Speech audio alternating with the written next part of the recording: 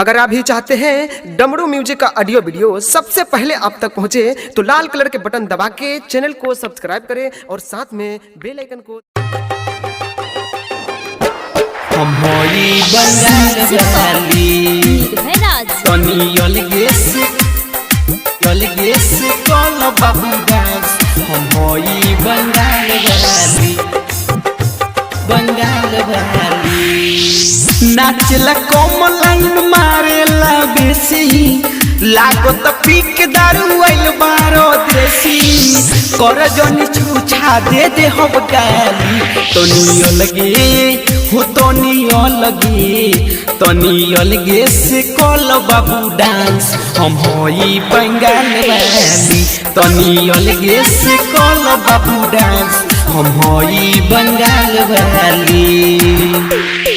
मां Lakshmi recording studio पिपरा तनी अलगे से कल बाबू डांस। हम होई बंगाल वाली हमारे चक्कर में तोहरे छूटी जनाना घरे चली जा तू काहे बोने लो दीवाना। घरे चली जा तू काहे बोने लो दीवाना। हमारे चक्कर में तोहरे छूटी जनाना घरे चली जा तू काहे बोने लो दीवाना।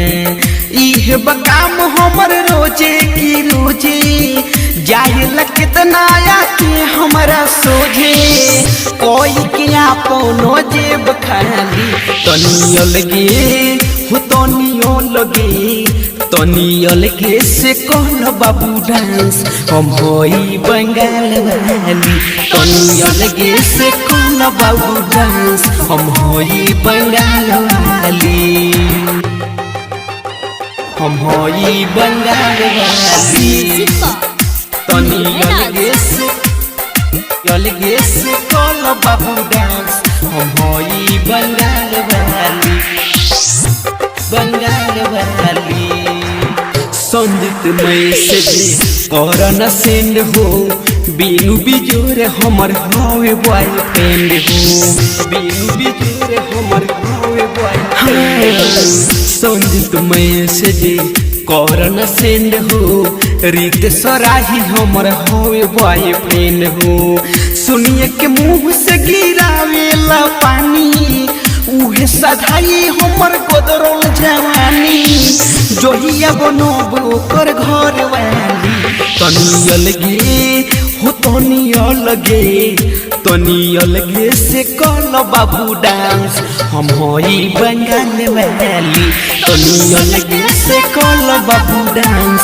हम होई बंगाल वाली नाचला कम लाइन मारेला बेसी लागो त पीक दारू आइल बारो देसी कर जनी छूछा दे हम गाली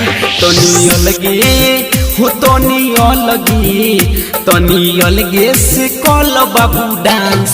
हम होई बंगाल वाली तनी अलगे से कल बाबू डांस। हम होई बंगाल वाली। मां लक्ष्मी रिकॉर्डिंग स्टूडियो पिपरा।